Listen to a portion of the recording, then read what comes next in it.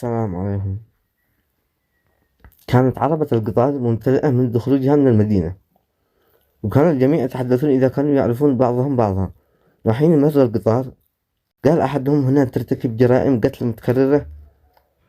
وطفقوا يتكلمون عن قاتل غامض، فتعذر الإمساك به وهو منذ عامين يستبيح حياة مسافر من وقت لآخر.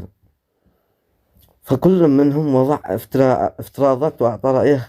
وكانت النساء يراقبن مرتجفات هبوط الليل خلف الزجاج، وهن يخفن ظهورا مفاجئ لرأس رجل عبر الباب.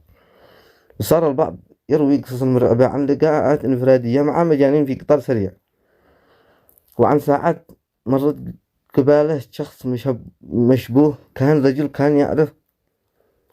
كان يعرف نكتة يعتز بها، فكل واحد منهم قد جعل الرعب يدب في أوصال فشقي صرعة، وأوثقه في مناسبات غير متوقعة، وذلك برباطه جاش وجراءة لا مثيل لهما.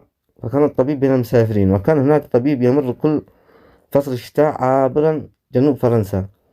هو أيضا أدلى بدلوة وروي حادثة غريبة، فقال لم تسنح له الفرصة ليختبر شجاعته في حادثة من هذا النوع، ولكنه عرف امرأة وهي إحدى مريضاته وقد توفيت، فتعرضت لأغرب وأكثر حوادث غموضا وتأثيرا. فكانت هذه المريضة